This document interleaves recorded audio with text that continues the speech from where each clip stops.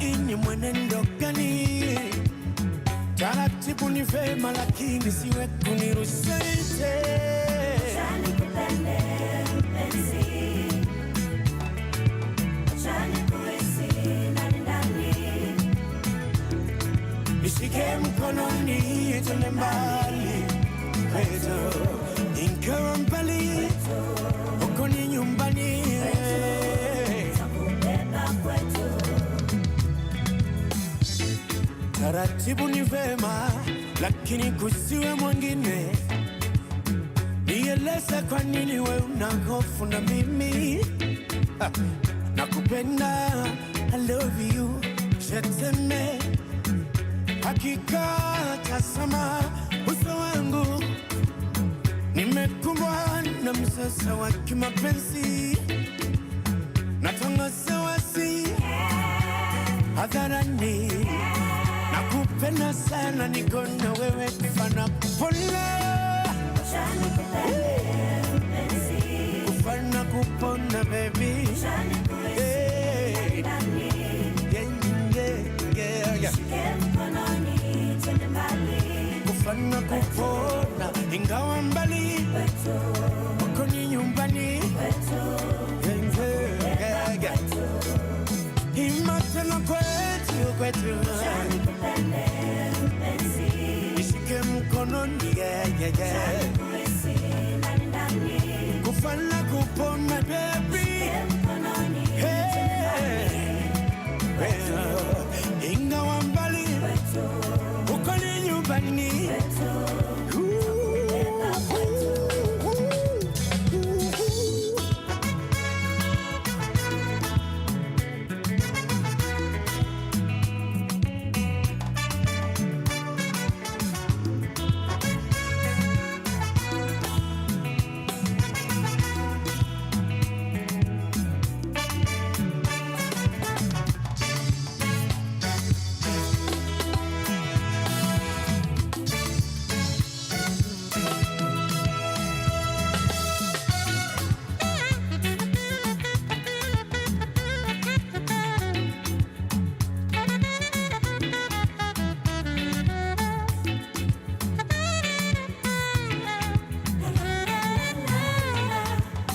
natangaza wazi kwa TV, nakupenda sana, niko na wewe kufana kupona. Acha nikupende mpenzi, Kufana kupona acha nikuhisi ndani ndani, nishike mkononi twende mbali kwetu, ingawa mbali uko ni nyumbani kwetu, takubeba kwetu. imatena kwetu kwetu, Mpenzi, takubeba maziwa makuu, acha nikuhisi ndani ndani, nishike mkononi twende mbali kwetu, ingawa mbali uko ni nyumbani kwetu, takubeba kwetu. imatena. Acha nikupende mpenzi, acha nikuhisi ndani ndani. From sunrise to sunset, all day and night. Pawa Radio.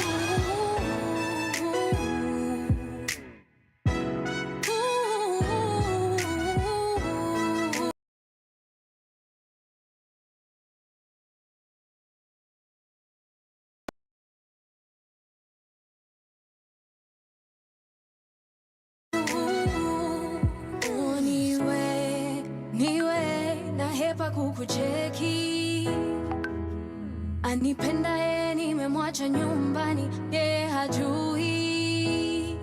Baby wanichanganya, zingua maliza, mimi sijiwezi. Ni makosa baby, forbidden fruit so sweet. Naenda, mimi sitabaki, twajiweka shimoni, this is where we end, cause you're taboo. Oh yeah, no any taboo.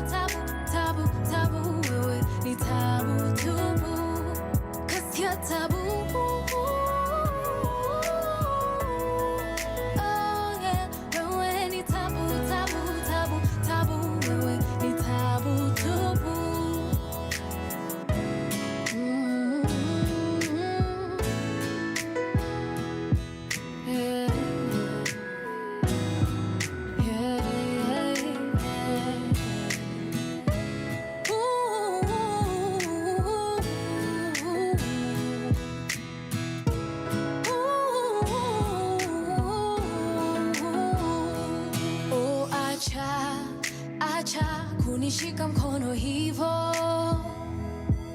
Ninahisi mengi ila ninajua kuna kikomo. Si upendo ni mchezo, uongo si tumeamini. Najaribu kumpenda niliye naye, but wanna let me be. Naenda, mimi sitabaki. Twajiweka shimoni, this is where we end. Yeah, yeah, yeah, yeah. 'Cause you're taboo.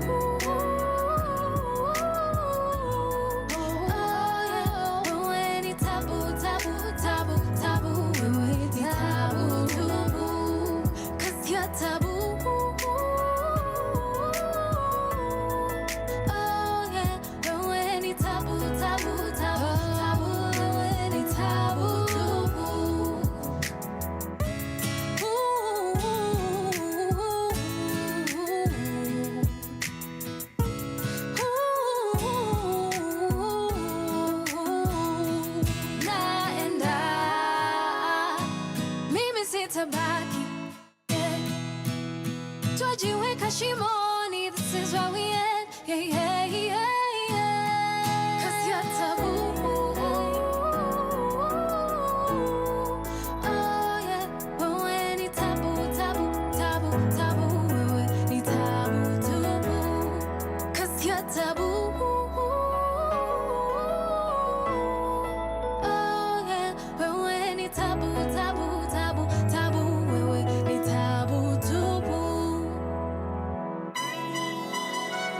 From sunrise to sunset, all day and night. Power Radio. A very good morning to you. Happy Wednesday.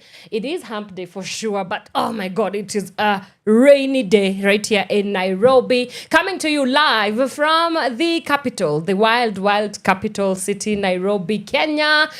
Good morning, good evening, good afternoon from wherever you are tuning in. I know we do for sure have some people watching us from other time zones. So thank you so much for making the time to spend our morning with us right here on the Pawa Morning Drive show. My name is Wanyoike and I am your host. And let me just get right into it. Let's start with the day's traffic update, and we start off with the Thika Road. My good Lord. And now, especially because there's rain, I can already expect that there's going to be absolute madness this morning. So as obviously, as I've told you, a lot of traffic is happening right now along Thika Road. Is actually starting all the way from General Service Unit Staff Quarters. That's just as you go past the De La Rue area, and it's going all the way down towards as you make your way towards Globe Roundabout. The same situation is also happening along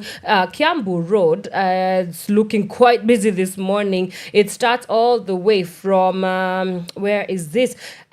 Just as you leave Ridgeways Mall down towards the DCI area into Muthaiga Roundabout. It's also situation is also going on along Limuru Road, kumeshikana bumper to bumper.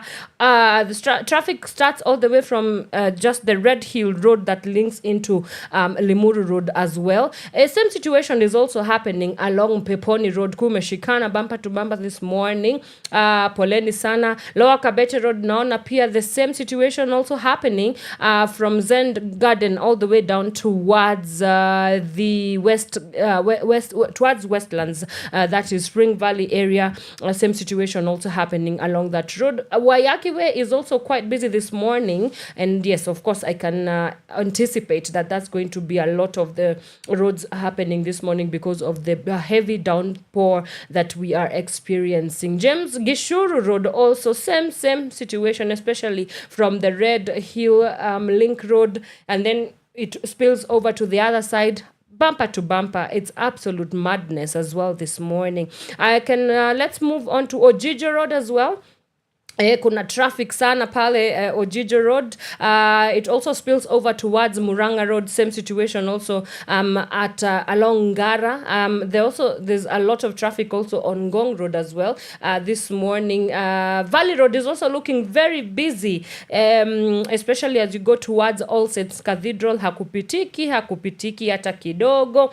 Ngong Road traffic starts all the way from Junction Mall. Hey, hata ijaionekana, but yes, it starts all the way from Junction Mall down into town as well. I can also see that Raila Odinga Road is also looking busy. It also kind of never happens as well. All the way from Timol down towards Valley Road pia kumeshikana bumper to bumper as well. Same situation also happening along Langata Road.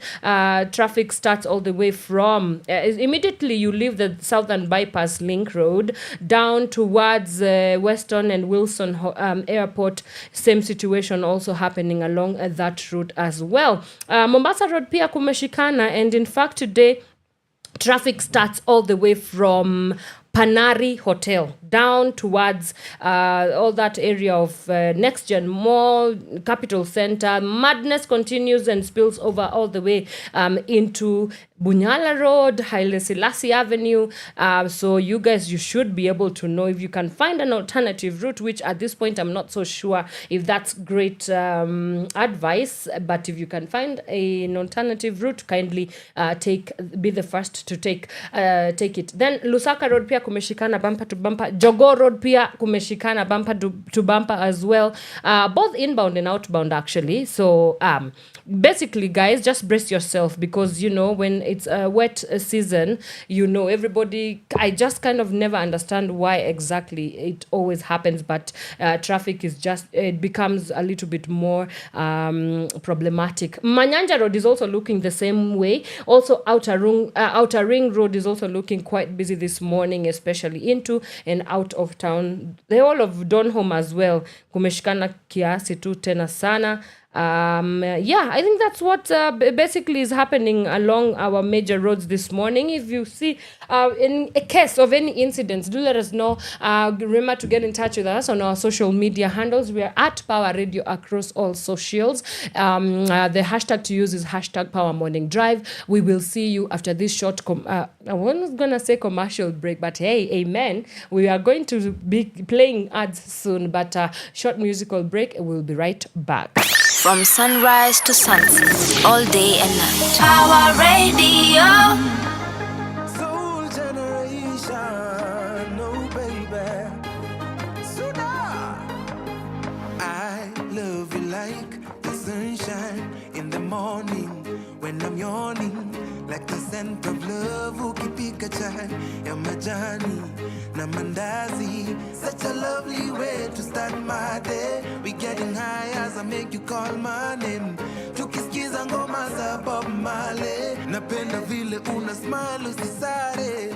Nipatie zeze nikuimbie. I wrote a song na nataka usikie. If you let me sing for you, darling, darling, I will sing your favorite song, because I'm feeling lucky to have you dance along. Oh love, darling, darling, I will sing your favorite song, because I'm feeling lucky to have you dance along to your favorite song, baby.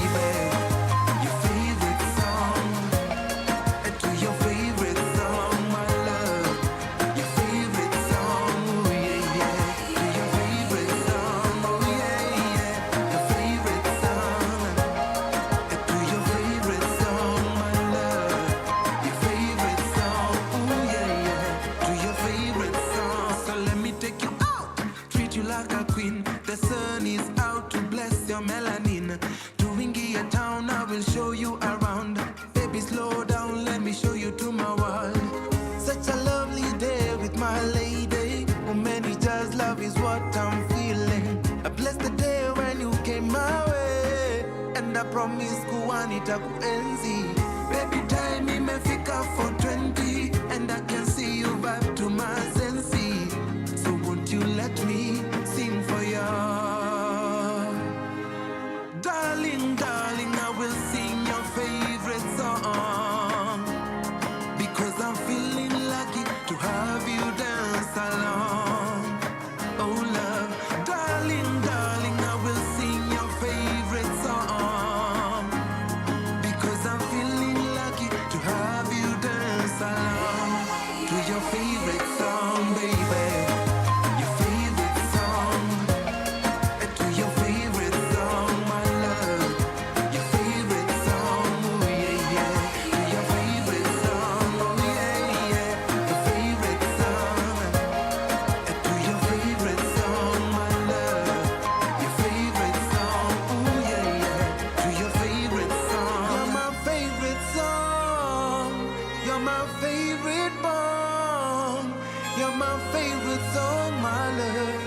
my favorite song, yeah. And I'm feeling lucky,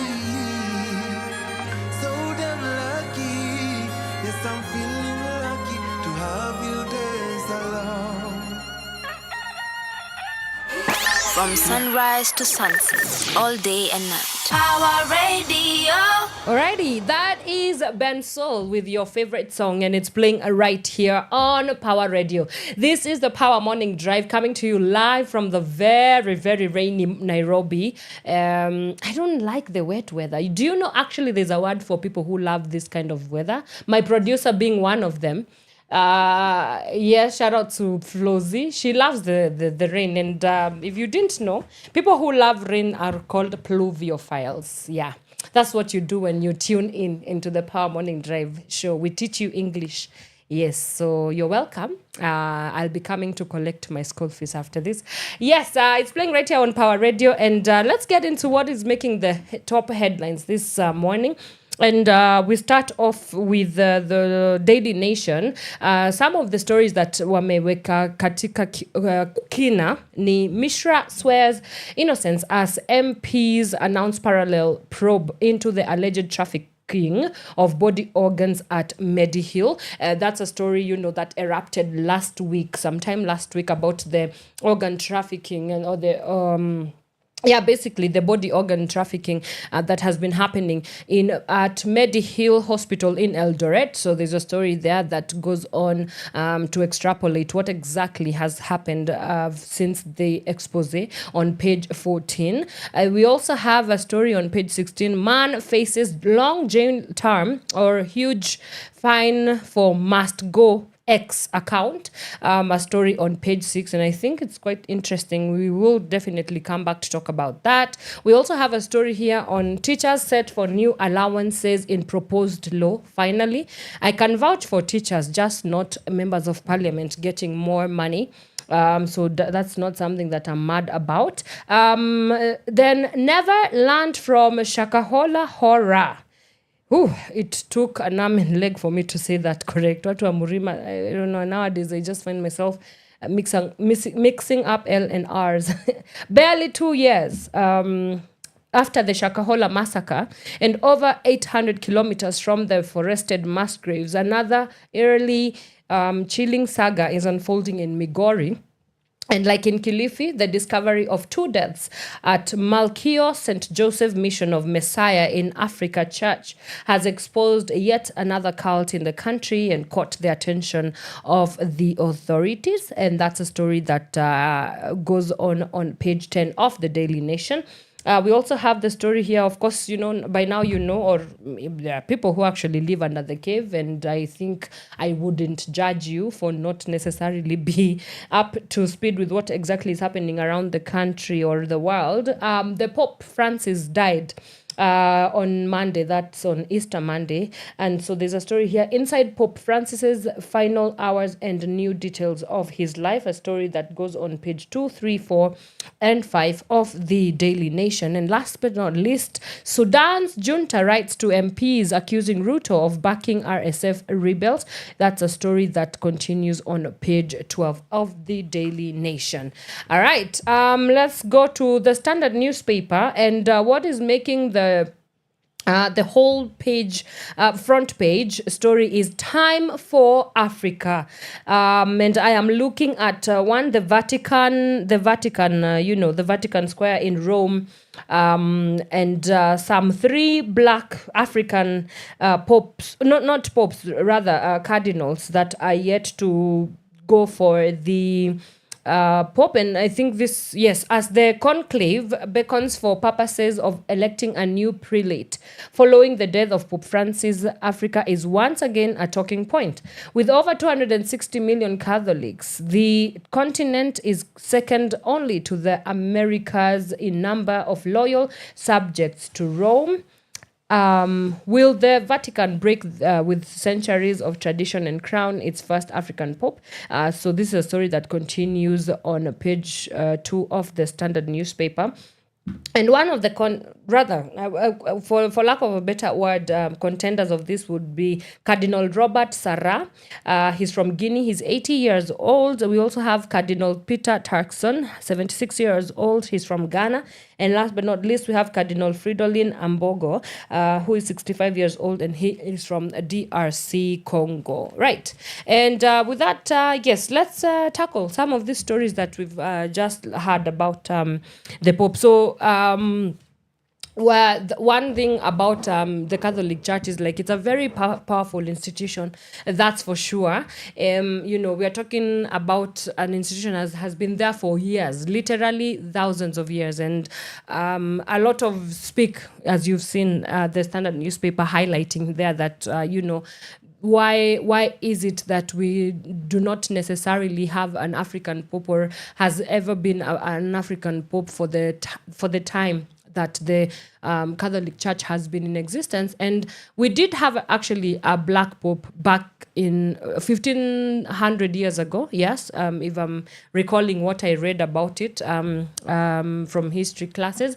And so yeah, so there's a lot of okay, so for somebody to understand what exactly the context of why is it a big deal if at all an African pope would be considered into this one, I would say the deracialization of the papal mandate, right? The deracialization of the possibly the highest office after the president of the United States, and some people in the American hierarchy of power. The Pope is considered to be a very powerful person in the world, and it's not just and as we've seen with years, right? The Pope has not, or rather, the office of the papacy has not only been a religious leadership position, right? We find that it spills over to politics. For example, Pope Francis was a very vocal and avid lover of talking and weighing into conversations around climate change. He also did a lot of conversations around, gender discrimination as well, and saying that the position of the Catholic Church on this matters. Yes, the Catholic Church, again, I'm still laying a foundation. The Catholic Church is a very conservative church, and it has had its institution on lock for a very long time because of this very, I would say, immutability of how it runs its systems and its operations. And so one of the reasons as to why there has been debate about whether a black pope would be a great approach here is it would be I would say it would create more conversation away from the traditional institution that the Catholic Church has set itself up for the very, very many years that it has been in existence in.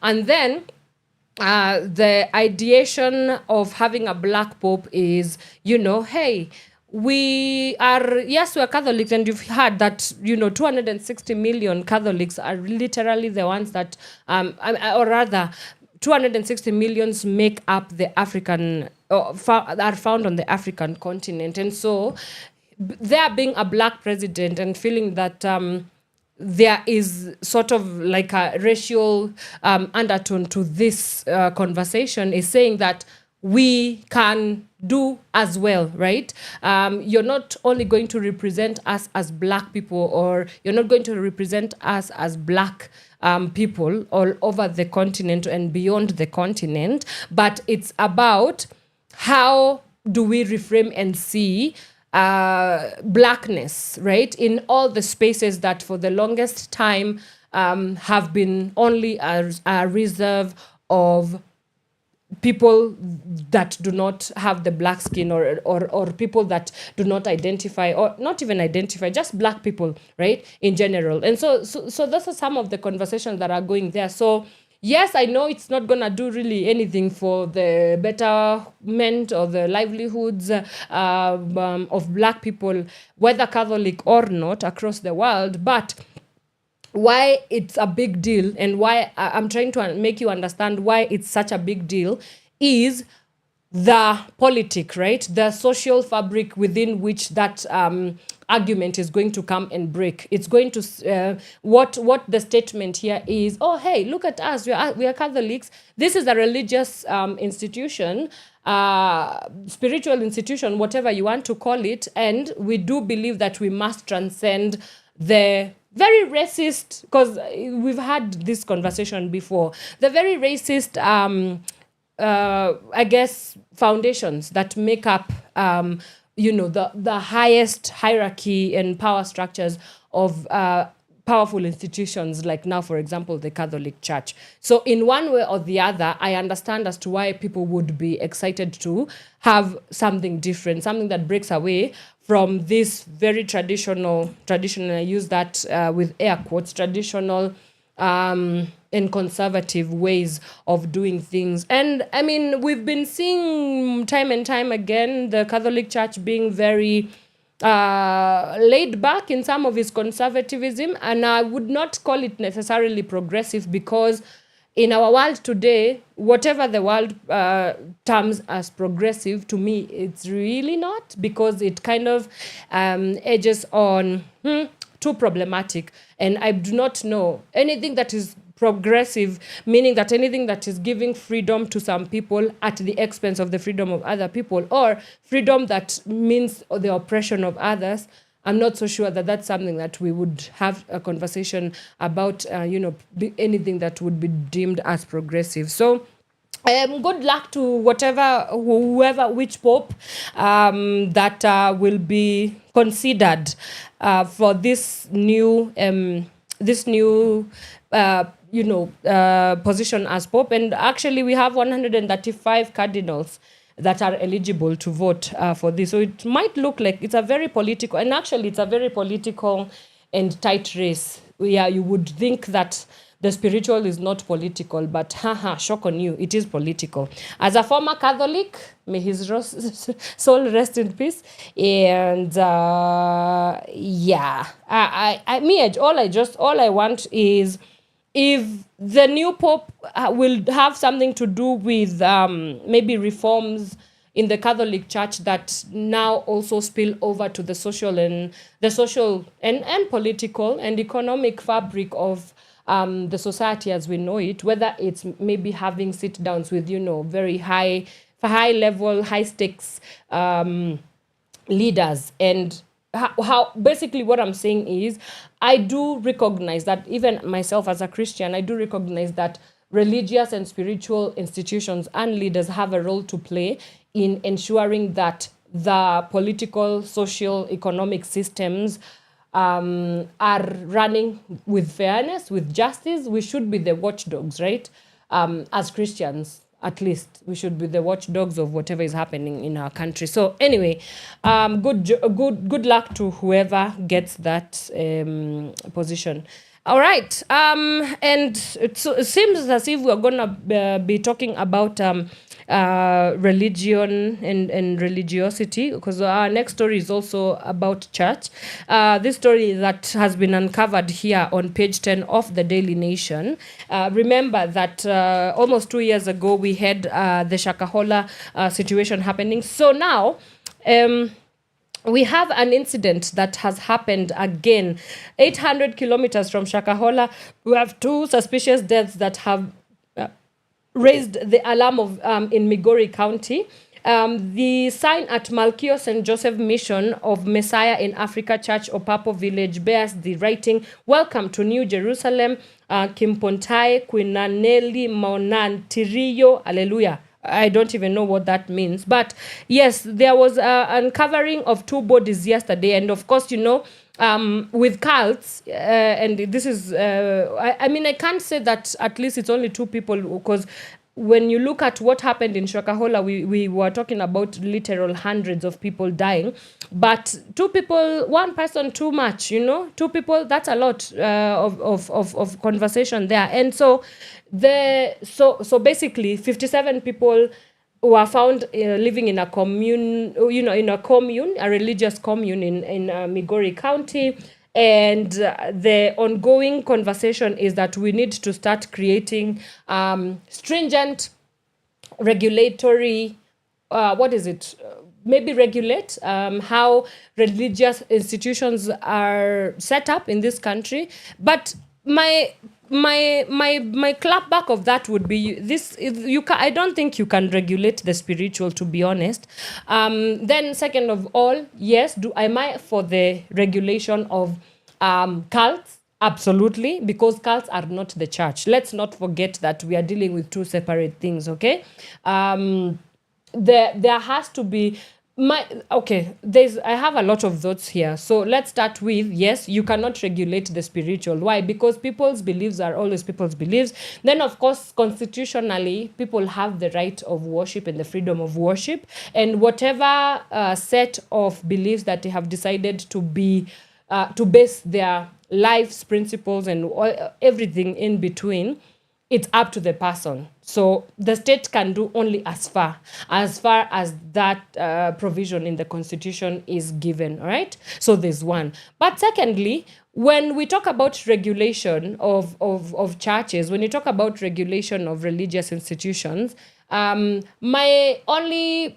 And of course, this could be a very biased thing because I don't want anybody in my religious business, especially not the government. So if we talk about regulating the church, then we should talk about regulating politicians, especially who come and give money to these churches. We should also talk about the mosques as well.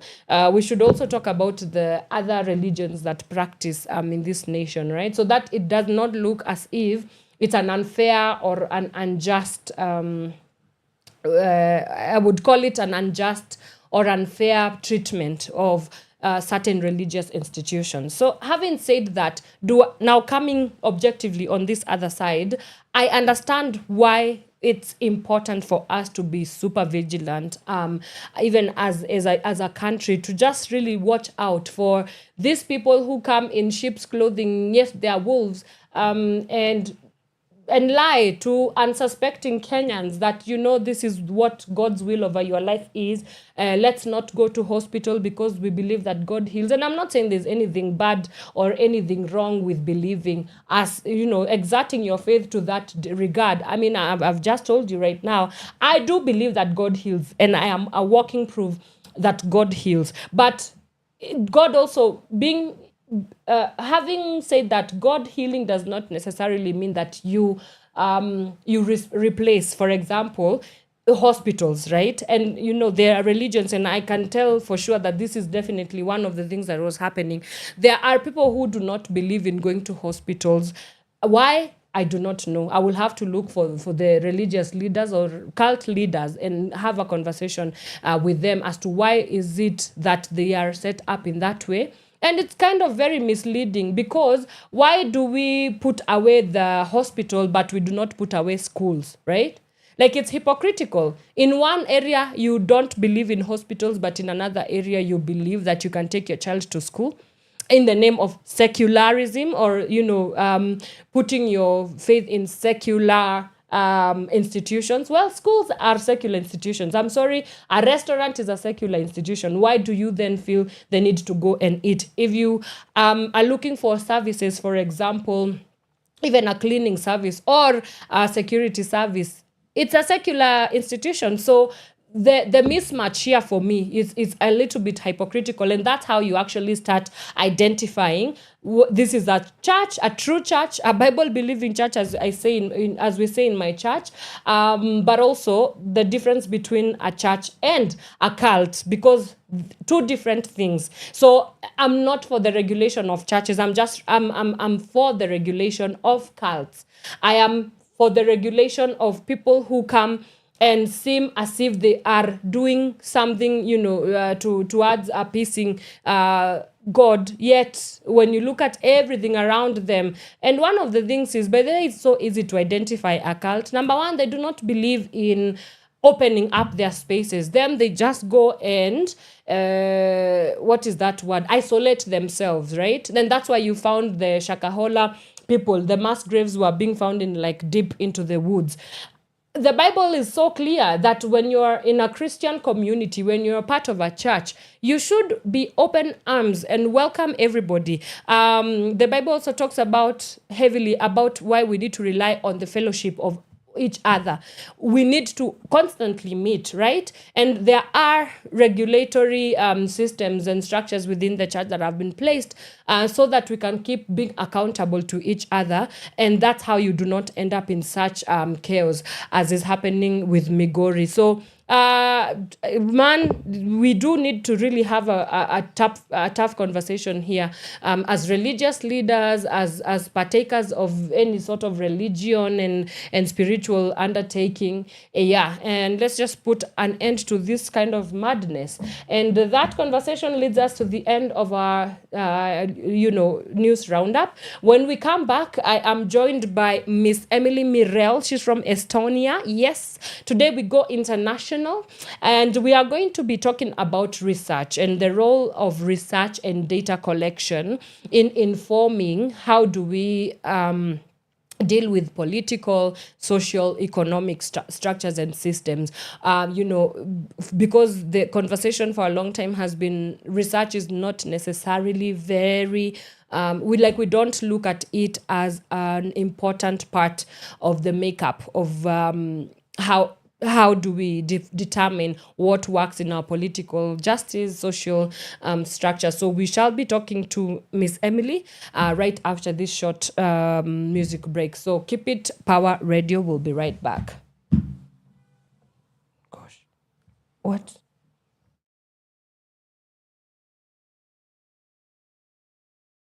Yeah.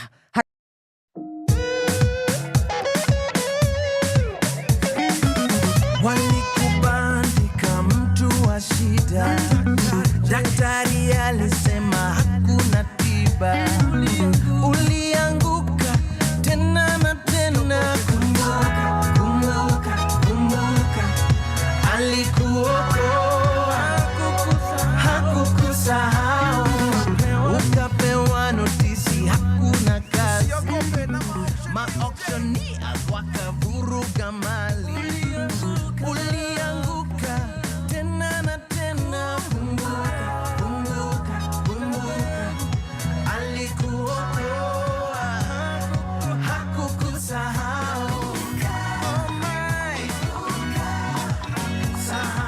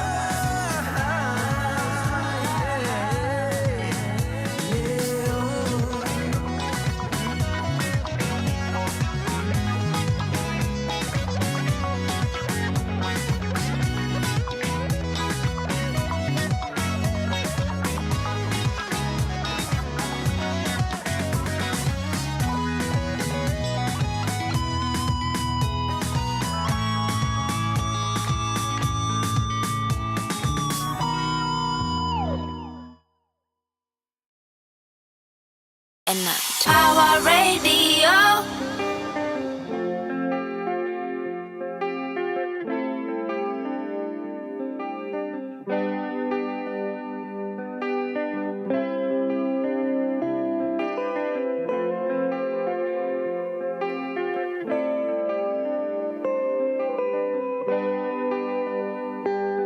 I'll know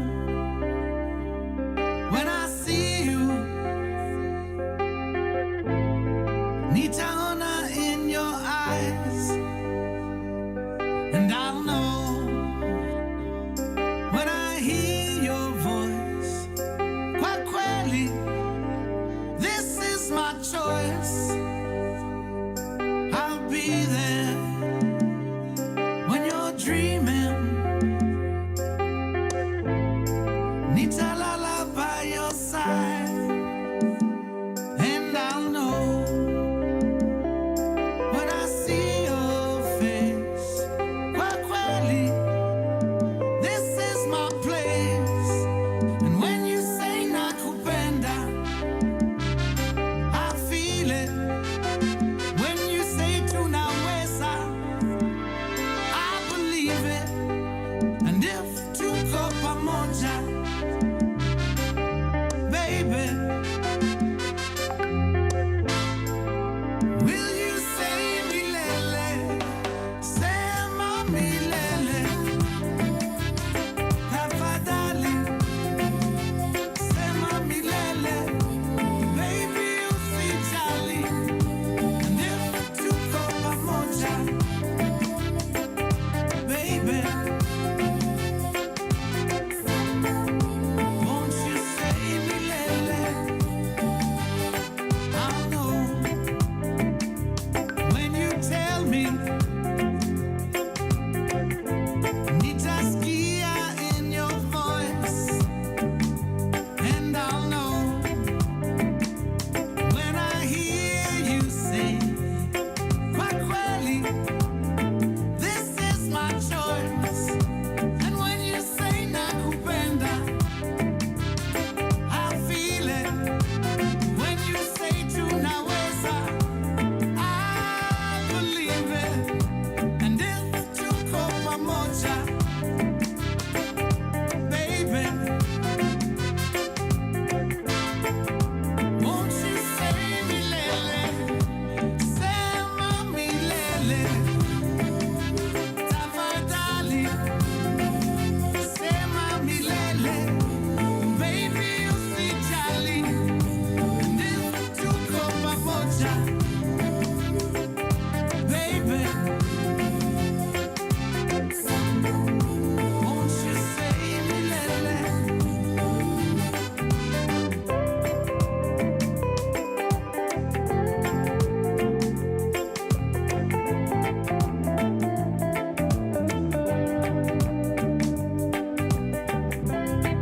Nitaona in your eyes, nitaskia in your voice, nitalala by your side. Sema milele, tafadhali, sema milele. Baby, usijali, sema milele. Tafadhali, sema milele. Baby, usijali. And if tuko pamoja, baby, won't you say milele? From sunrise to sunset, all day and night. Power Radio.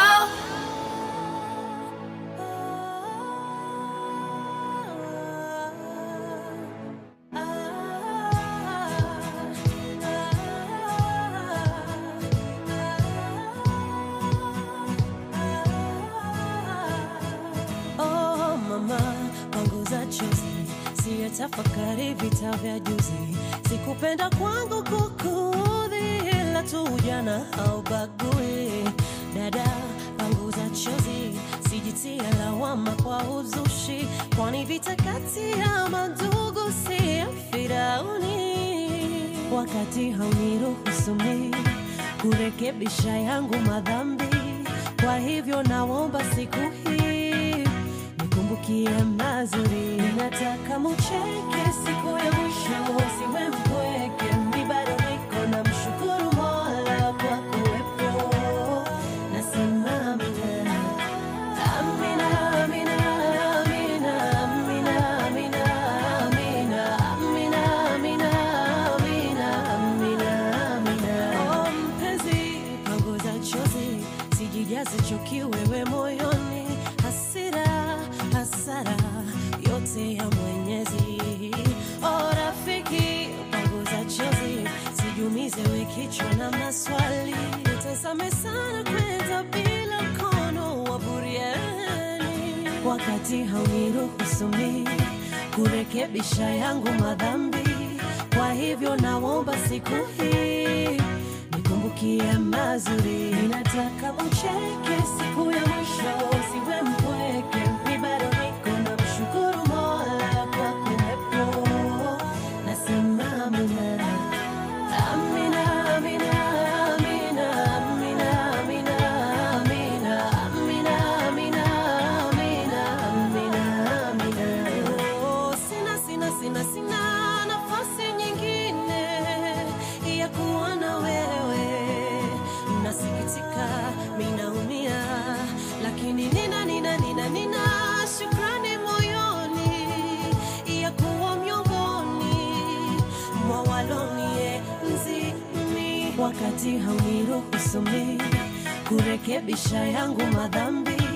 Kwa hivyo naomba siku hii nikumbukie mazuri. Nataka mucheke siku ya mwisho, siwe mpweke. Mimi bado niko na mshukuru Mola kwa kuwepo. Nasema amina, amina, amina, amina, amina, amina, amina, amina, amina, amina, amina, amina. Amina, amina, amina, amina, amina, amina, amina, amina, amina, amina.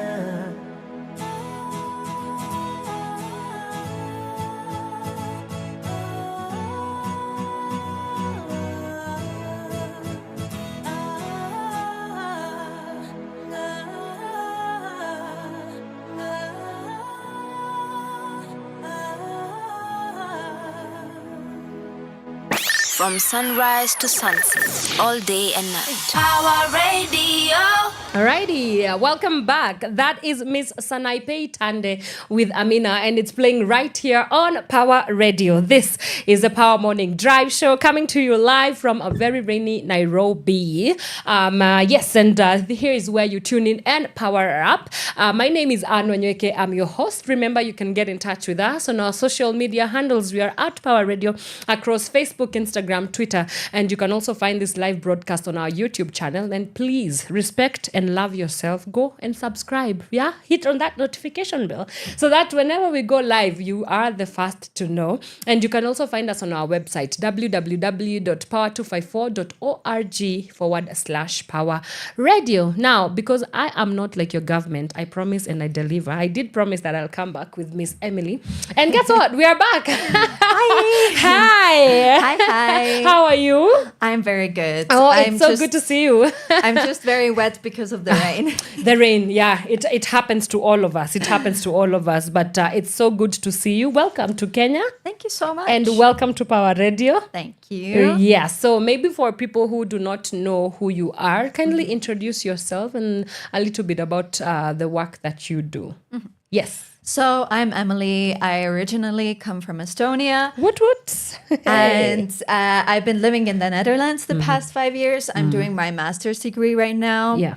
I'm also a young activist in Estonia. I've organized some protests here and there. I'm also working as a journalist on the part-time. And yeah, I'm just an active citizen, I guess. Yeah. Now I'm here in Kenya. Yes, and we want to adopt you. Adopt me, please. We want to adopt Kenyan you. government, if you see this. Yes, they are watching. They are watching. We will make sure that they see this. Yes, and so today, a lot of our discussions are going to be around your work as a researcher, and why it's important. Research and data and creating the space for research to sort of create or how it informs how we should carry out our social, political, economic systems and structures. But you did mention that you're from Estonia, and I'm sure that maybe there are people who do not know absolutely anything about Estonia. So please, let me just put you on the spot here.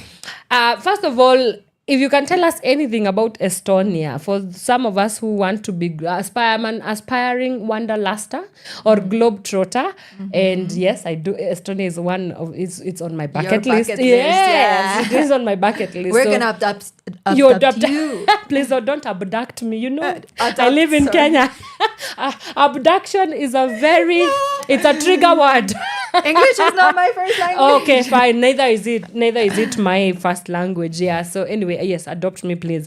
Anything to get me out of this country. Yes, I do not identify as Kenyan. If you want to fight me, come and fight me now. Let's exchange, please. Let's do it. I'll just talk to my mom and be like, you know what? You have yourself a new Estonian Kenyan daughter.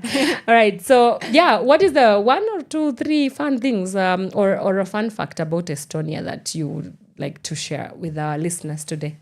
So, Estonia is a very small country. It's located in northern Eastern Europe, but we'd like to say that we're northern because we don't want to be associated with Eastern Europe. Why is that? I think it's because we were part of Soviet Union for a while, and we really tried to escape this mindset. So now we're trying to kind of implement more Nordic policies and look more like Nordic people, I guess. Right. Estonia has a population of 1.2 million people. It is like a village In Kenya. Yes. Everyone knows everyone. Literally. Literally. Yeah. Because like even if I meet new people, Yeah. I know that they have people that I know in common. Is that the It case? always happens. What? I met 2 Estonians here in Kenya. Yes, and they know each And other. they know each one other. of them knows my mom. And yeah, it's just a village. That is so cool to me. Yeah. Yeah. But it can be Boring? kind of not boring, but Yeah. just like suffocating at times. But some good things about Estonia. Yes. As I'm here to promote my country. Oh, yeah.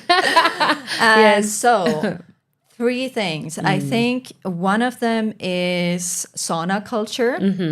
What is So sauna is like a hot, steamy room. Oh, the sauna room. Okay. Yeah. Okay. So that we do at least once a week. Oh. And it's just a very big tradition. Like almost everyone owns a sauna even. Literally. Yeah. In there's- their homes? In their homes. So there are You apartment guys- complexes that have saunas and Wow. just So is there like a particular day, like a Saturday, all Sunday. Estonian? Oh, so Sunday?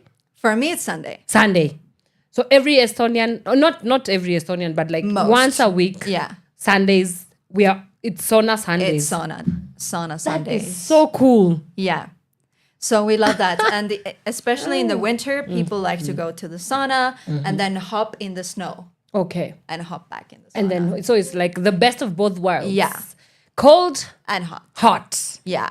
and get your life going. Exactly. That is so cool. It's super nice. Okay. You should really try I it. should. once. I've never been on. Now, Kenyans, they are not called saunas, okay? It's here, Kenyans call them sauna. It's a Sauna. sauna, okay? Sauna. See, guys, give me school fees. I'm teaching you English, okay? All right. So next thing, I think food-wise. Okay. We have rye bread that is super good. I also found it in one place in Nairobi. Yeah. And I almost ate the whole loaf because I was Yeah. missing it so much. Oh. It's like a black bread. Black bread. Yeah. Okay. And it's very delicious, very healthy. Yeah. And it's just, if you have a slice that is fresh, it's like warm and fresh, and Fuzzy. you put some like very local spread on. Yeah. It's It's just good. delicious. Yeah. What is Delicious. it called in Estonian? Musleip. Musleip? Yeah. Okay. Musleip. Oh wow. Musleip? You have a perfect pronunciation. Guys, You see? do. I told you I cannot be pinned down to Kenya because I am a global citizen. You are. Lord, if you're listening, I do not want to be in this country. You would learn Estonian I in would just like a this. few days. Fantastic. That's, Yeah. that's all the approval that I needed. All right. Okay. That's cool. That's cool. I think that's a good thing. Yeah. Do you have Yes, one more thing? I have a few more things. Okay. So one more thing is that in Tallinn, there's a very medieval old town. Tallinn is the capital of Estonia. Yes. Ah, yeah. And it has a very medieval history. It looks like a medieval So movie. cool. Yeah. So as if you go to Estonia, take a walk there first. Like Okay. it will blow your mind. Wow. How cool it looks like. So it hasn't been touched, like how it was built back in the medieval ages. It's Yeah. an old Yes. alleyways. It hasn't been touched. Okay. Just maybe a few places have been renovated, but the Right. whole like Yeah. area, The essence of the essence place there. is still Yeah. there. Right. That's more something else that I would love to absolutely Yes. be a part of. I would love to be your guide. Please, let's plan. Yes. Let's just hop onto a plane and let's go. And that would be the end of seeing me in Kenya. I would not come back anymore. Yes, and there's so the last thing. Yeah. Every 4 years Yes. in the summer, it's gonna happen this summer actually in June. There's a festival called the Singing Festival, the Song Festival. The song festival. Yeah. So there's a whole singing ground. We call it like the singing ground. It's Yeah. like a festival ground, like very huge area. Yeah. Where almost all the Estonians come together and sing in one place with like flags That is so and cool. stuff. Yeah. And we sing our national songs like in there's choirs Yes. and then the choir sing and the people sing as well in the audience. And it's just you feel very, very patriotic for these few days. It's Yes. just for the few days. For the few and then days. the struggle continues. bye. And then bye. And it's I think one of the most amazing things I've ever experienced. I've gone every time Yeah. since I was 4 years old. Okay, guys. You see now we've given you enough reasons as to why you need to go to Estonia, and so yes, maybe that should you should put that on your bucket list and just go and explore the world. Yes. Yes. Right. So You're now, very welcome. yes. How do you say you're very welcome to Estonia in your language? Tere tulemast. I will not try to say that again because I will butcher it. Absolutely. I'll butcher it. All right, cool. Right, now let's shift gears to our conversation today. And we shall be talking a lot about research and data development and, why it's important, right? Especially in our world today, the world calls it the information age, I have a different way of looking at it, but anyway, that's besides the point. So maybe to just kind of start off with why research? Why did you decide to pursue research as Emily? What struck a chord inside of you and you were like, I would like to get into this field. Yeah, and so you did. So it wasn't really a choice. Oh, you were forced, like the rest of us. I went to study. So I studied in my undergraduate. I studied international relations. Okay. And after that, I pursued international development. Okay. And there for our final project to finish the studies is 4-month research period. Okay. So that's how I got into it. But I've been really interested in research my whole study period and Yeah. since I was in high school. Yeah. Because I really feel like research can actually change things if you do it properly, if you involve communities that are engaged in your research problem or your research aim, then I think research can be really meaningful. And I've seen a lot of changes happen with research I've been reading. So Yeah. I've also done research in my undergraduate, and I think that's why I kind of got the passion for it, really. Got it. Yeah. And also just conversations with people. Research isn't just about data, you know? It's not about just statistics and findings. It's like the real purpose of research is really find what the local people need or what the communities need. Yeah. So Yeah. just about conversations as well. And so take us in a little bit into why you are here in Kenya. I know that you're conducting a research. So what is your research about, and what do you hope to achieve by the end of your trip in Kenya? And beyond your trip in Kenya, what do you hope to achieve with the research that you're carrying out? Yeah. So, okay, why I came to Kenya is a very complicated question because it was kind of just random. I had been interning for an organization in Estonia, and I got in contact with a few Kenyans, and I just kind of started following Kenyan news after that. Briefly. Yeah. And it was actually just around the time when the Gen Z protests started.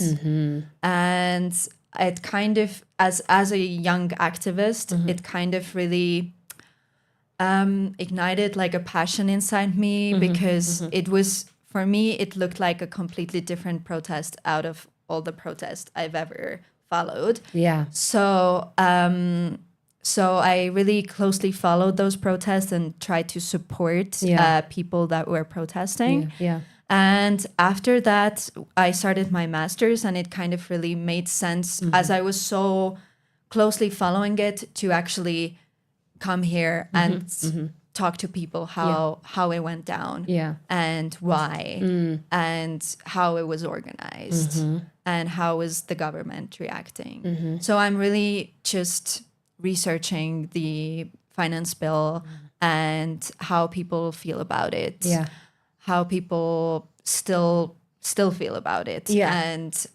like just about the future objectives of how these protests really, did they change something? Do people feel like they changed something?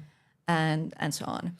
And how is it going? How do people feel about it? How are they thinking right now? You know, it's almost coming to 1 year after we call it Maandamano here. Yeah. How, what are the perceptions, ideas, feelings, reactions, responses that you're getting from the Kenyan locals as you are interacting and asking them about their experience?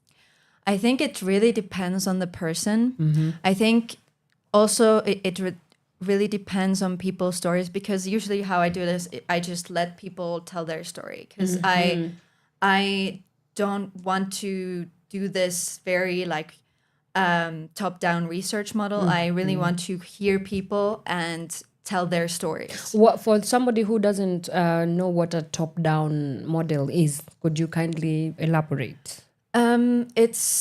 I think top-down model is very structuralized and very like Western-based research model where you very strictly organize what you ask from people and how your data is collected. And the bottom-up one is more like doing it with the people and with the communities. So even my research questions and the theories I used, I have been collaborating with local grassroots organizations and communities. So I've been like just letting them check out the theories that I'm using and see if they have any feedback and trying to change it according to them. So so that's why I also, during my interviews, I use more like a narrative style where I just ask people how they felt in the protest. I do have like some questions put down, but it's more like a conversation. Right. And just organically happening. Just very organically as the protests. Yeah. So right now it's been very varying. It depends on what was the experience of the person in the protest. So if the person had some kind of a negative experience, they also feel kind of negative towards how is the protest has changed something, Right. or just how the protest went down, Yeah. and even the impact. Yeah. But if the person had kind of like a positive outcome or positive experience, they're very motivated and they still want to be very engaged in activism and very kind of eager to tell their story, and very, very, very open about how the protest went down for them. Yeah. So I think it really depends. Yeah. And also, mostly people have been very, very like descriptive, which I love. Like people have been very willing to share their stories, even under their own name. Like They're not withholding information. no, Yeah. not at all. They're just super open, and I've been really loving that. I've had some interviews that have lasted for 4 hours. even. Wow. So Yeah. people have just been very welcoming and open in that All mindset. right. That's so cool. And I have to commend you for that because, especially me being a media practitioner, I'm always constantly thinking about narrative, right? There is a perspective that you want to be able to tell a story with. But then again, when you come to how the West has been interacting with the African narrative, the conversation is always, but this is a very Western way of viewing Africa. And we're not just this or that. We are not just, Donald Trump is one of the culprits of calling African countries shithole countries, where people just deem Africa as this one nation that is a one shoe fits all kind of situation. But it's really good and great to hear that you are finding the nuances and the layers to the story as they were. So while you were coming into Kenya, did you expect that this is how it's going to pan out, or how is it important, and why is it important for you to be able to create that space for alternative, not facts, narratives? And I don't want even to say alternative narratives, because again, objectively, what does that even mean? We are just telling you the story of our life in Kenya, and just that's what it is. Our lives as Kenyans in Kenya, experiencing a Kenyan regime that we do not necessarily like, or we are experiencing it as one that is out to get us, So how did you, I guess the question here is, how do you walk into this kind of work, bearing the mind that there has to be a control around how the narratives and the perceptions of the stories that you're carrying out are consumed? Yeah, I think coming here, I had a lot of fears because my biggest fear was that I'm coming here as a white person from Europe and woman. doing some research on the people. Yeah. Like that was my biggest fear, how I'm going to be perceived. But I think what made sense for my case is that I make sure to every participant in my research that I'm a young activist. I come from a country that was also being oppressed for a long time. Yes. So, of course, it's different experiences, but we share kind of a similar mindset in terms of that. So I try to make a very safe space for my participants, even if they don't want to answer a question. I just completely say, it's your safe space. It's just a conversation. So I think that was my biggest fear, that I'm being perceived as someone who is coming here trying to help and this like the kind white of, savior, neo-colonial mindset. Yeah. But actually, I think it's been kind of going well in that way. Although I think I've had a few experiences where I've had to back down from my interviews, but I think mostly it's been just, if you come here with the right tools and the right kind of mindset and this kind of, I think for me it makes sense because I'm a youth as well, so I kind of know their struggles, know how to communicate, and just try to be friendly with the people that I'm researching with. Yeah. So Yeah. I think, that's how I've tried to tackle those issues. Yes. Right. In Kenya, we do say something here. We say that, we have a wide array or a wealth of information. We have stacks and stacks and stacks of great documents, research papers, research documents. We have a lot of data. But when it comes to the implementation of the findings that we carry out, zero to nada. So as a researcher, how do we ensure that from the research that we have, the reserves and the wealth of research that we have amassed over the years, how do we turn it into implementation so that we don't always find ourselves in this oscillating around? We're just carrying out a research and then we don't do anything with the data and then whatever, and we move on, and then next year we fund this research and then we go back to, okay, that was nice, and then we continue with the same pattern. So how do we ensure that we create systems for the implementation, research-based implementation? Because I also think, there's a little bit of a conversation about how difficult it is, because research is only an outcome of what is happening. But the world that we're living in is moving and changing so rapidly. Yeah. What was research 1 second ago might be completely different. So I also kind of understand the mismatch. But from your experience, how do you think we need to build a nexus point between the research, the data, and also the implementation bit of it?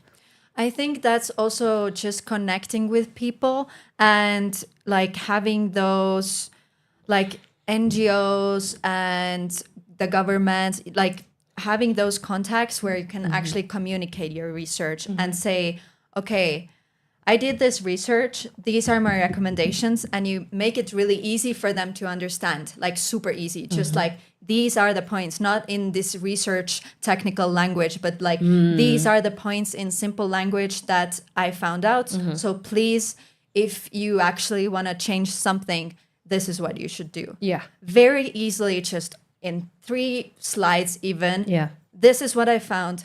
Please, if you want to change this, if you want to actually make a change and make the civic space better, this is what you should do. Yeah. So it has to be simplified. It has to be communicated to different audiences, because I feel like it's not only the government that could implement this, but also just locals and the communities and the NGOs. Because, it has to be a common space. Civic space is a huge space. Yes. So it has to be communicated well. Yeah. And that's how it should be done, I think. Right. The best thing for research to be implemented is the communication. All right. And in simple terms. Okay, cool. I love it. We need to move away from I call it elitist, classist way of engaging with research and data. And then, of course, there's also an issue about the access to this information, for example. Oh, yeah. In Kenya, to be honest with you, the majority of people do not even have access to this information. Yet, it's a research paper that is conducted that is supposed to inform how these people's lives are done, right? So I think it's a great place to approach research and data from. My other question is, and of course, this is a buzzword by now, artificial intelligence. AI. AI. How is AI and artificial intelligence going to change the landscape of research, data, and development? How is it actually, how do you see it shifting how research is done and how we interact with data and research, basically? I think it has both challenges and opportunities. I think for now I see more opportunities, but I think as it develops, I'm not really sure what to think. I think it will really kind of make data collection and transcribing and all the analysis part faster, because you can really use AI to to like put your research work in and then maybe just fix some like edits. And I also think that it can assist you in some like mechanical things with your research. If you have a lot of data, it can like compose it a little bit. But I also do think that the challenges are that people will start using it overwhelmingly and too much. Yeah. So all of the research can be kind of mediated by AI, and it makes us really question like who, like there can be also biases in AI, right? Yes. AI is being coded by someone, and there are some algorithms that can be biased towards one viewpoint or another. Yeah. So really what I think researchers should do is just use it for very mechanical and very like these transcribing and visualization parts of the research, and not overwhelmingly, because for now we can see that also we can't trust AI for finding sources. It makes up its own sources. Yes. So Because it's generative. yeah, exactly. Yeah. So I think it has definitely a lot of limitations, but it's good for some mechanical stuff. Work. Yeah. Which is super nice because this mechanical stuff is sometimes the hardest part of research. It takes a lot of time. For example, transcribing and also just like the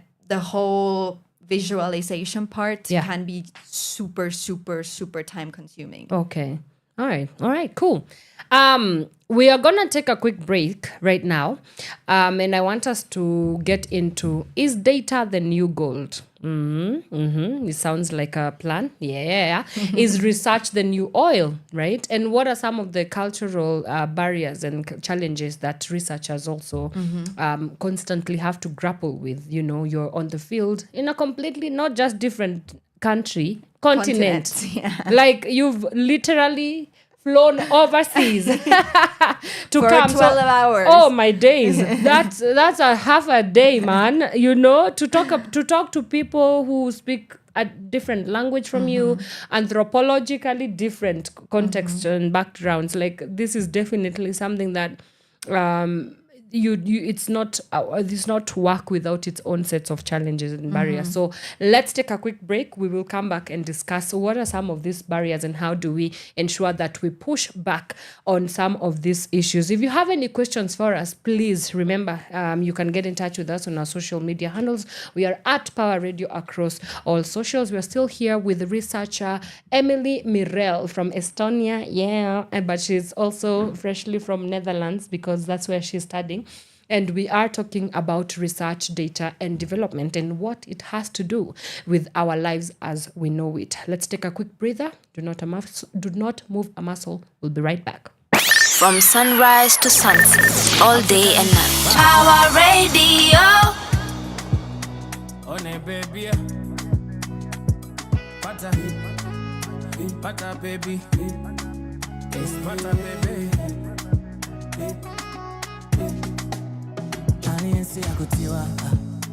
That you've had enough. It's written in your eyes. Madola mbili ya mabwera with empty promises. They just lie and go.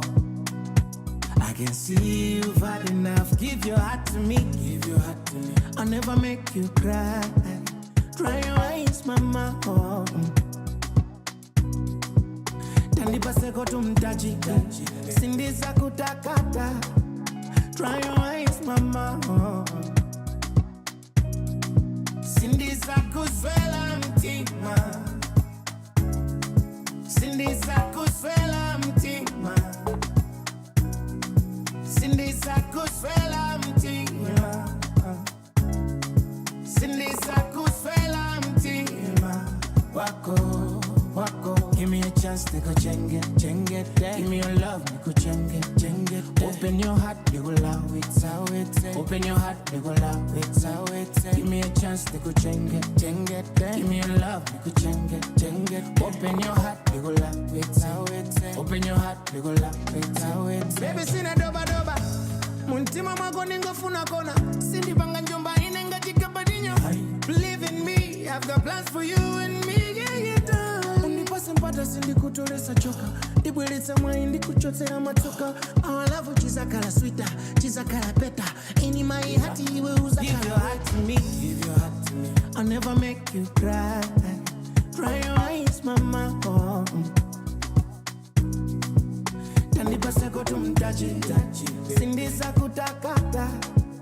Dry your eyes, mama. Oh. Dry your eyes. Sindi za kuswela mtima. Darling. Sindi za kuswela mtima. Baby. Sindi za kuswela mtima. Darling. Sindi za kuswela mtima. Wako, wako. Give me a chance, nigga, jenge, jenge, that. Give me your love, nigga, jenge, jenge, that. Open your heart, nigga, love, it's how it's. Open your heart, nigga, love, it's how it's. Give me a chance, nigga, jenge, jenge, that. Give me your love, nigga, jenge, jenge, that. Open your heart, nigga, love, it's how it's. Open your heart, nigga, love, it's. Sindiza kuswela mtima. Sindiza kuswela mtima. Sindiza kuswela mtima. Sindiza kuswela mtima. Darling.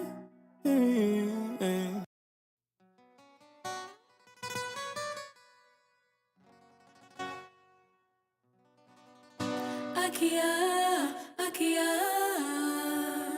Ninaoga jamani, ninaoga.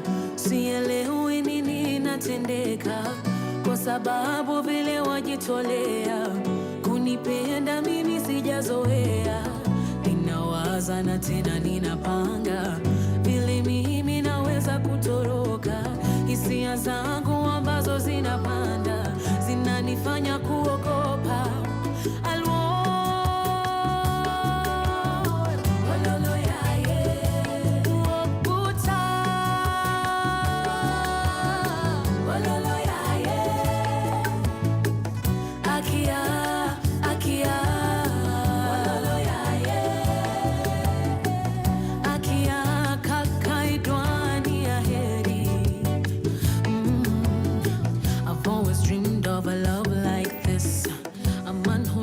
So perfectly, how can it be? Now that you're with me, I can't seem to believe that this is for real. Unakazana, unakazana, nakataa. Wajaribu kusukuma, nakataa. Nimejenga ukuta kaziba, ufa uwezi ingia.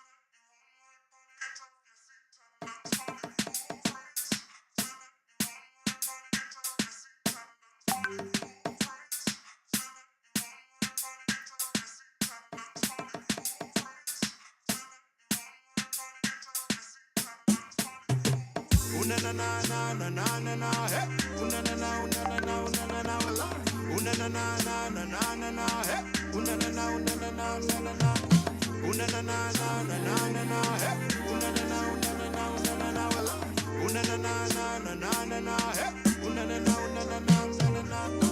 Zimeni, zimeni, zimeni, zimeni bamba, zimeni, ukweli wangu wa dhati ndio hii, wanishikisha, zimeni, zimeni, zimeni, zimeni bamba, zimeni, ukweli wangu wa mambo ndio hii, wanishikisha, nakutamani, nakuhitaji mama, siji kukosoa kwani uko poa mami. Run it up, back it up, wacha nikupende, oh yes. Nakuhitaji mama, siji kukosoa kwani uko poa mami. Run it up, back it up, wacha nikupende, oh yes. That you want me for real. When your body move, you girl, I know body breathe. I step, pull up the receipt, girl, I pull up the receipt. My boy and my fancy, they go bambana. Girl, steady rocking it one by one. I step, pull up the receipt, girl, I pull up the receipt. Nakutamani, nakuhitaji mama, siji kukosoa kwani uko poa mami. Run it up, back it up, wacha nikupende, oh yes. Nakuhitaji mama, siji kukosoa kwani uko poa mami. Run it up, back it up, wacha nikupende, oh yes. Zimeni, zimeni, zimeni, zimeni bamba, zimeni, ukweli wangu wa dhati ndio hii, wanishikisha, zimeni, zimeni bamba, zimeni, ukweli wangu wa mambo ndio hii, wanishikisha. Oh na na na, show me that your love is real. Oh la la la, pull up slow, real close to me. Nakutamani, nakuhitaji mama, siji kukosoa kwani uko poa mami. Run it up, back it up, wacha nikupende, oh yes.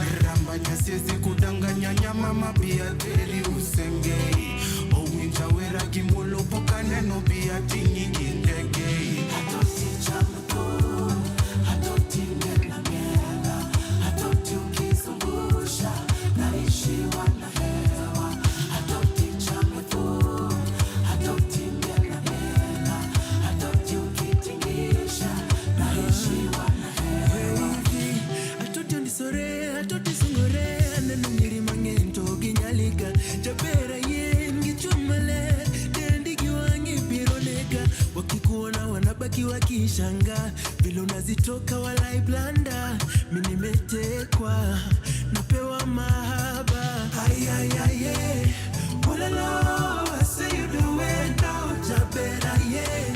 Kama mtoto napewa masiwa. Ayayaye, walalo, I say you do it now, jabera ye.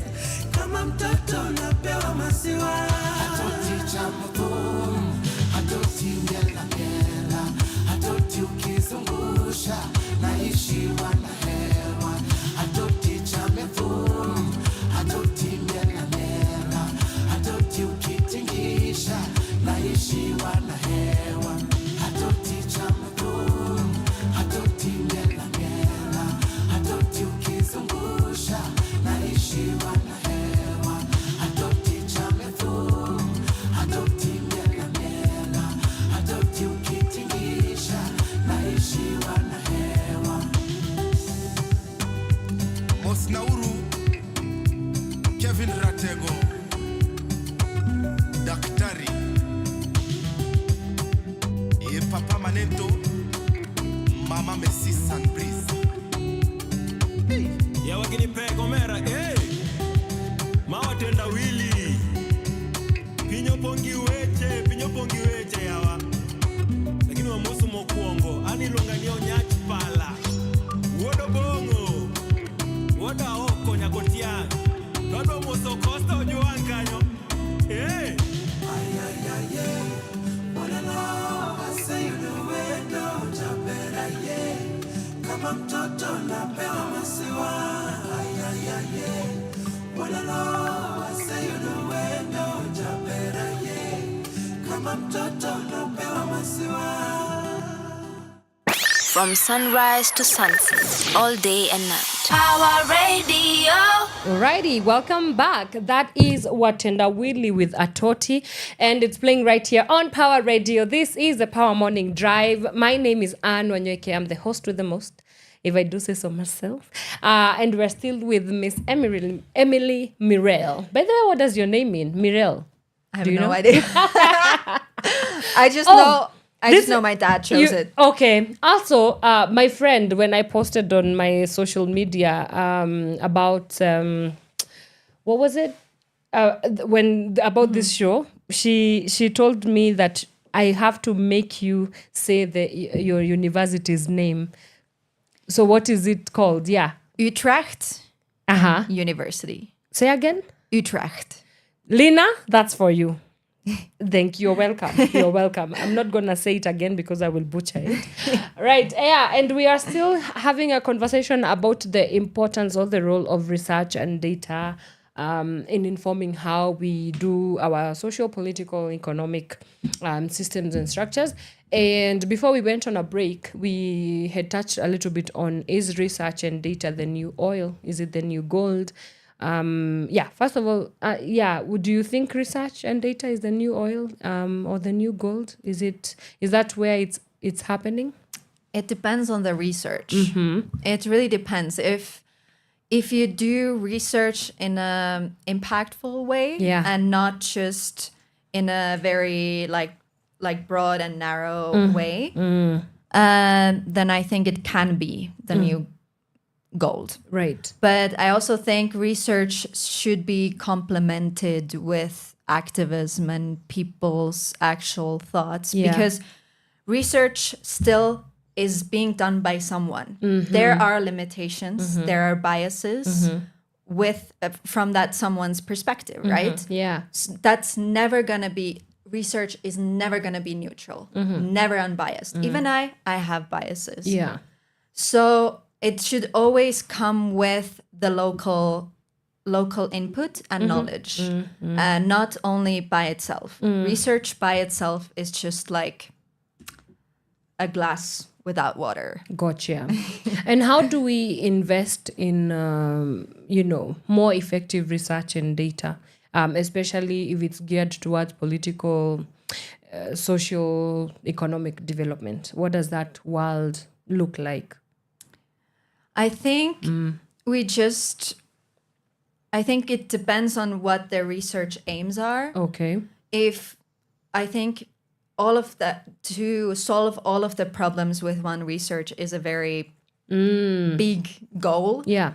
So I think it really depends on how we define the goals of the research. Yeah. And I think you can't solve both social, economic, and just development overall with one research. It has to be a complementary approach. It sometimes research takes years and years and years. And yeah, it really depends on the aim and really what you want to solve. You have to be very concrete on this. Otherwise, if you want to solve 5 things at once or want to find out 10 things at once, then research can be very not meaningful after all, because you can't do it all in one way. Right. What are some of the cultural barriers that you experience in your work as a researcher? I'm sure there are plenty. Yes. I think it has been a ride. Okay. So a wild ride. I think it's also depends on me as a person. So at first when I came here, I was kind of fearful and introverted. But as soon as I opened my mind to people and Nairobi and just civic spaces, then I think it really changed. At first, I only got, I think in my first 2 weeks here, I only got 1 interview. And I was like, how am I going to do this? Why am I here? But then... And by the way, how do you even identify people to interview? How does that even look like? Because you don't know anyone. I just approach them through civic organizations. Or civic spaces. So I was really lucky that in my second week here, they held the People Dialogue Festival. Okay, gotcha. So I just got a lot of network from there. From that, And it was just a very lucky situation. Alignment. You is aligned. Yeah. So I got a lot of my contacts from there, and then I just kind of snowballed my way through activists, through artists, through... And now Power Radio. Yes, exactly. So I love that my network here has been really diverse, and that's what I essentially wanted. It's not just someone who went to the protest. It can be a protest activist. It can be a lawyer, an artist, a poet. There's just people from all over. A diverse array. Yeah, a diverse array. And that's what I was hoping for, because I really wanted like many perspectives on this. Right. So yeah, that's been how I've been able to connect with people. Conduct. Yeah. So anyway, back to the cultural barriers. You are still telling us how. Oh, yeah. Yes. Yeah. So my first weeks were kind of difficult in that way, but as soon as I got a few contacts, I was kind of snowballing, and I think through that time, at first I felt like I wasn't really being taken seriously, and I don't blame the people for that. I think I wasn't really making a comfortable space for people that be able to open up. Yes, because I was also am I fearful. creating an open and safe environment for Yes, you? Are you? Yes.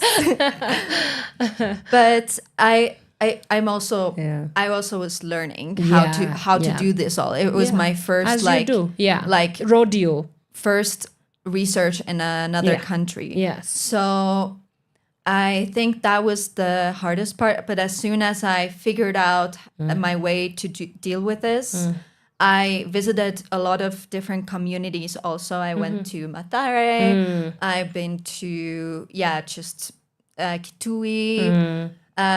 Just visited a lot of different spaces and learned the ways how to talk to different type of activists and different type of people. Then I think it got way more easy.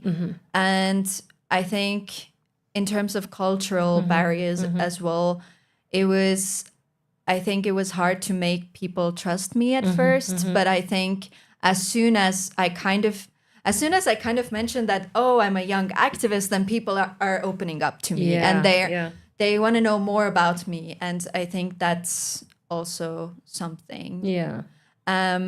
One experience that I had, An interesting one. an interesting one, Yes. was in Kitui. I was in Kitui County. I went to more like a rural area there. I was talking to some young people, and I think they were seeing a white person for the first time. Seriously. In Kitui? I think so. Okay. Because they were like making pictures of me for like at hours. I was Without just consent. They didn't yeah, even but ask you? it's okay. It's okay. I was Is that uncomfortable, embarrassing? What were your initial reactions to this? I think I was ready for this to Okay. happen at some point. Okay. So it's something that you have to really keep in mind that can Are happen. you serious? Wow. So I was being filmed and interviewed. You are a and local celebrity. Yeah. I was like, oh my God, I'm being viral on TikTok soon. You know what? I should come to Estonia, but you did tell me that there's a little bit of some black people there. But Yeah. I want to be a local celebrity so bad in some of these countries. I think you would. As soon as you speak up, you're Yeah. gonna be one. Okay. In Estonia, And it's I- easy to be famous. Great. You That's do- where I'll go. Yes, you do two things, you're And famous. you're famous. And Yeah. I have a very larger than life personality. So I think that should be Very great- easy. Especially on TikTok. Especially on TikTok. I don't even have a TikTok account. My God. You'll get to be an influencer in 2 minutes. Like this. Yeah. Will our brands paying well in Estonia? Meh. She's like, meh. I can't speak for I that. think they could. Okay. Wow. Okay. So this is quite interesting. So you are a whole local celebrity in Kitui. Yes, Kitui, if you see this. Yeah, Kitui, if you see this. Hey. I'm back. Exactly. But moving just quite along, and I think it's kind of like tied to my next question. So what are some of the big misconceptions around the work of research and data collection that you've had people talking about, in your circles? I think in my circles, there are really not a lot of misconceptions, but in reality, I think Yeah. research is thought to be this very technical thing, Yeah. like this very scientific, academic, elitist Oh, yeah. thing. Yeah. But research can be anything. Even if you do some research for your podcast or your radio show, Yeah. this can also be research. Research comes in super many forms. Also, if you do activism, you're kind of a researcher because you need to research how to pursue your way of activism. So I think a lot of research is also being misconcepted by being super numeric, statistical, and just super long process. This elitist thing that no one has access to. But actually, there are a lot of different ways to get access to research. And just to be a researcher is not something super like hard to be. You can be a researcher just to do it for your own local community. Just keep in mind to access communities and to really be on the same level with them. Like use participatory approaches, use the local knowledge systems, because people always have something to say. Yes. Okay, cool. And how has your work as a researcher introduced you to newer versions of yourself and maybe ideas, perceptions about your own life, your own ideations of what life should be? Do you, because I would imagine if you're thrown into a whole different world, which in this case you have been, you do spend a lot of time really reflecting and introspecting about the state of the world, but more so just the state of the human condition, and of course how you show up in the world. So what are some of the ways that it has led to you confronting some of the belief systems, attitudes that you have as well as Emily, Mirelle? I think for me, as I was doing my first research in my undergraduate, I did it in a very this technical, structured way, and I thought it was like one point after another and another, like data collection, and then just very structured way. But research is actually very like messy process where you first maybe search for some data. Then you see what you can make of this data.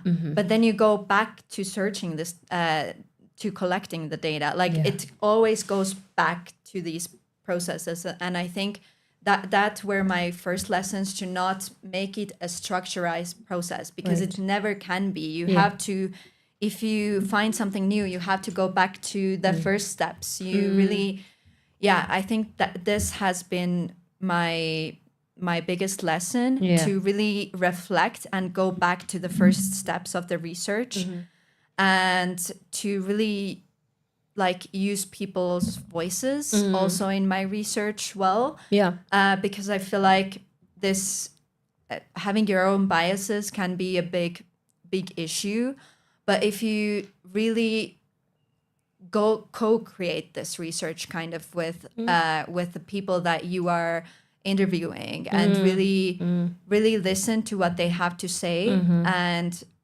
not just write it down as a quote or whatever, but really sit down with them and get feedback from them. I think it really makes it more valuable. And that's what I kind of learned from my first research, that I really should just make it as not a structured process, but just like a messy, but in its way, like organized process. Yeah. Oh, sorry about that. All right. As we wrap up our conversation can you believe it's already 1 hour? That's Time crazy. really flies. Yes. Really, really flies. But so are you going to publish your research? Is it going to be publicly accessible? It most likely will. Okay. I have some talks with my university, but most likely I will definitely have a communication product of my research. Okay. That I will meet with some organizations here and actually try to communicate of what to do next. Okay. I really want to actually sit down with some people and maybe try to empower them through my findings. Okay. So why I was asking that is, what do you hope that your research, at the end of your research, like the very tail end of your research, is going to mean? Perhaps, yes, to the research world, but also for the Kenyan people, if at all. That was part of your problem statement, when you were beginning. Yeah. So, what do you hope it achieves, if anything? As I'm still in the middle of my data collection, I'm not sure about the findings yet, but I do really hope that it makes the youth think about the political problems and really makes them, maybe I can't empower everyone, right? But like when I communicate this research to specific organizations, that it gives them like some tools and some like specific findings that they can apply in their work. Yeah.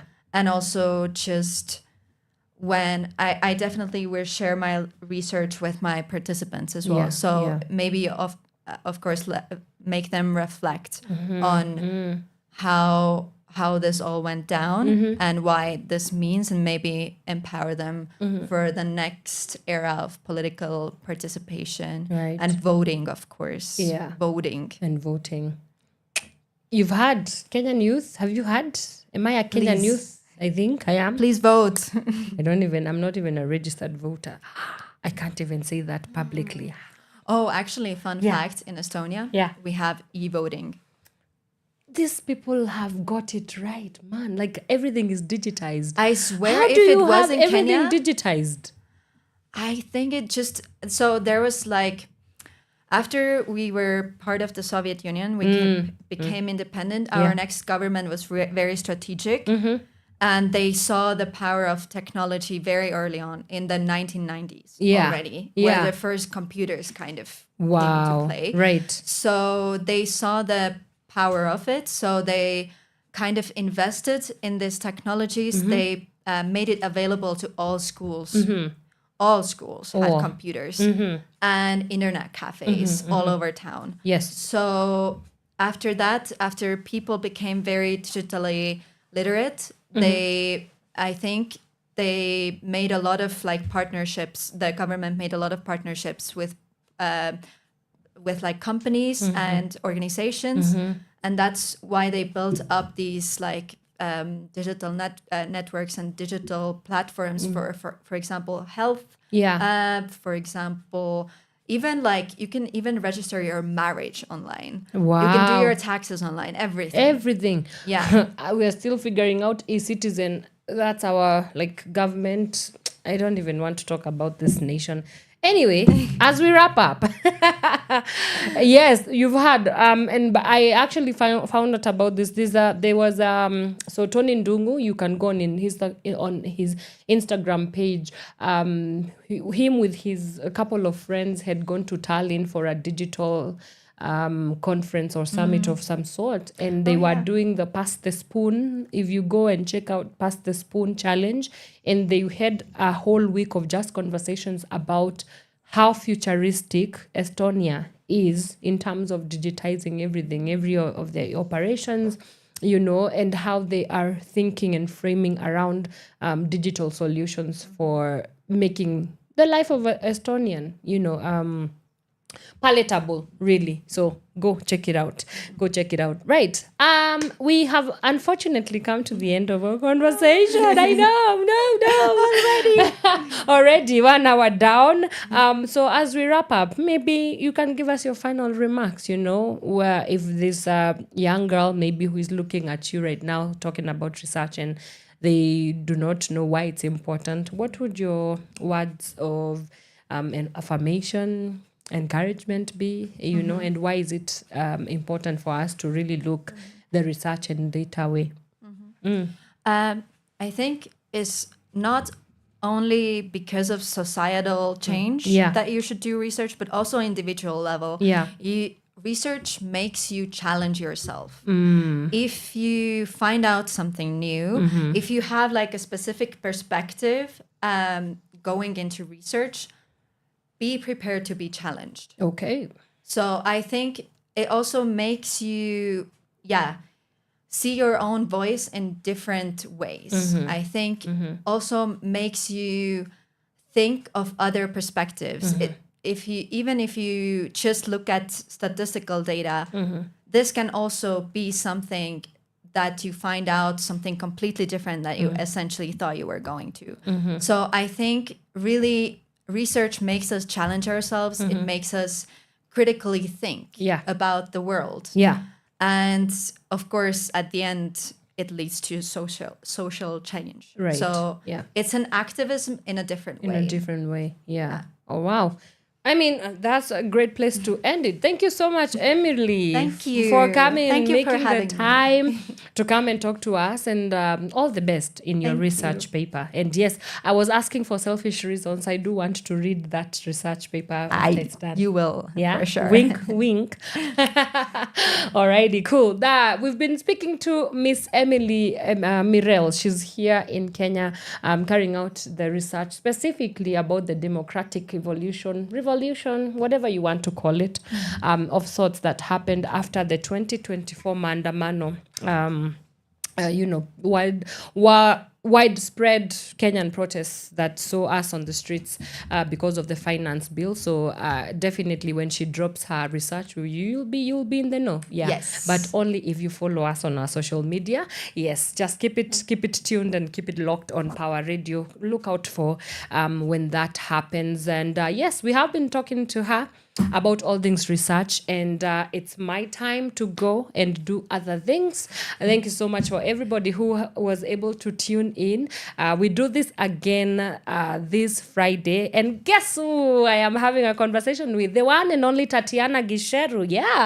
young, well, she doesn't like being called a digital activist, but her because activism is activism, but she was very vocal during the finance bill as well. She turned her social media platforms to educate the masses about what exactly it looks like. And so we are going to be having a conversation with Ms. Tatiana Gisheru on Friday, 8 a.m. all the way till 10 a.m. only on Pawa Morning Drive show on Power Radio. So definitely to catch us as we talk about all things activism in a digital world and how can we leverage the digital platforms for us as young people to ensure that we are engaging with it meaningfully. Sounds like a plan? I know it definitely does. Alrighty. But before I let you go, please, Miss Caroline Murote comes in at 11 a.m. with Shiva Station Show for all things women. You know that you do love to talk about women issues and, just hear what the conversations are there. So catch her from 11 a.m. And then later on, we have our boys in the hood, Elijah Mose, alongside DJ CJ Kenya. They come in with Gift of Gab. For all things hip hop. Yeah, so definitely catch them from 4 p.m. all the way till 6 p.m. But for me, for now, it's goodbye. And I will see you on Friday with Tatiana Gisheru. Ta-da! From sunrise to sunset, all day and night. Power Radio. Nice and slowly. Let me walk with you, talk to you, know how you feel. Songa karibu mpenzi wangu, you're so sexy.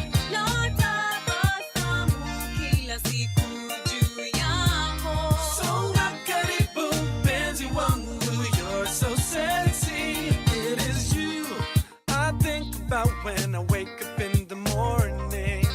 You I think about when I'm walking in the day. You I think about when I'm sleeping at night. You niwe mpenzi wangu.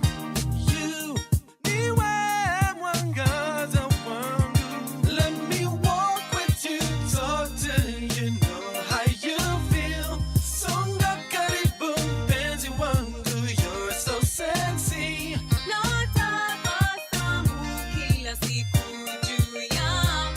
Songa karibu mpenzi wangu, you're so sexy. Uwe wangu wa milele na milele. Penzi na kuwaza kishenzi. Oh, niwe kichwa changu, roho yangu niwe. Rafiki wangu wa milele. Let me walk with you, talk to you, know how you feel. Songa karibu mpenzi wangu, you're so sexy. Natabasamu kila siku juu yako. Songa karibu mpenzi wangu, you're so sexy. Let me walk with you, talk to you, know how you feel. Songa karibu mpenzi wangu, you're so sexy. Natabasamu kila siku juu yako. Songa karibu mpenzi wangu, you're so sexy. Twende nani wewe wafanya moyo wangu dunde kwa masekunde, ni kama nimefunga dude ama nimepatiwa recording deal ya bure. Ndio sababu nataka uwe wangu wa milele. Your smile, the way you walk, the way you talk, inafanya kila mtu aseme oh my god. Inafanya heaven and earth to come to a stop. Sema kweli my girl, you're too damn Let hot. me Hey. walk with you, talk to you, know how you feel. Songa karibu mpenzi wangu, you're so sexy.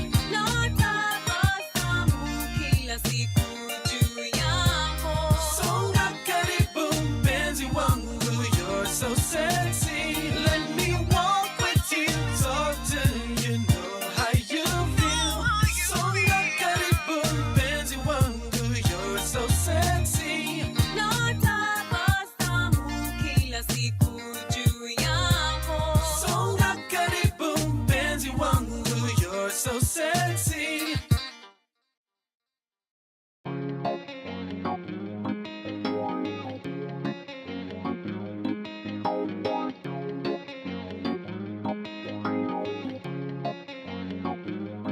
Watasema lakini watachoka. Watuonea kijicho, lakini watakoma. Wazee watachoma, wakizidi tukubonga. Watasema watalala, watasema watalala.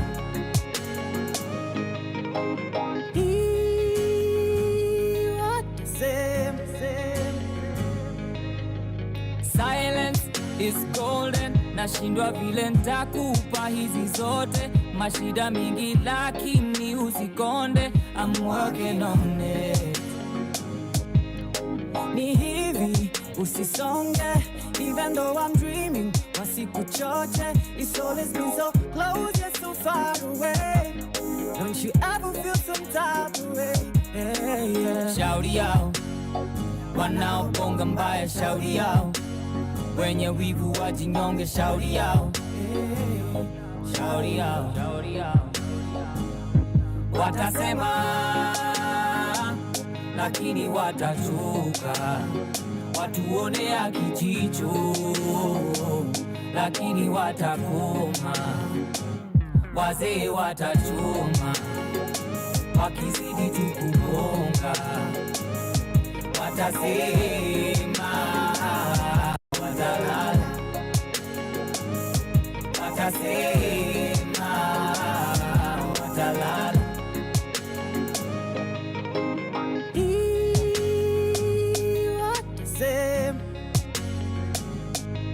Game go toko, me I do the walk. And I keep it loco like I'm Octo. Hayabi, mimi huyo top spot. Na sitafadhali mi hapana joke. Oh my hand, nakupenda, na sitowaienda. Oh my hand, nakupenda, na sitowaienda. Shauri yao wanaoponga mbaya, shauri yao wenye wivu wajinyonge, shauri yao, shauri yao. Watasema lakini watachoka. Watuonea kijicho, lakini watakoma. Wazee watachoma, wakizidi tukubonga. Watasema watalala, watasema watalala. Watasema lakini watachoka. Watuonea kijicho, lakini watakoma. Wazee watachoma, wakizidi tukubonga. Watasema watalala, watasema watalala. From sunrise to sunset, all day and night. Pawa Radio.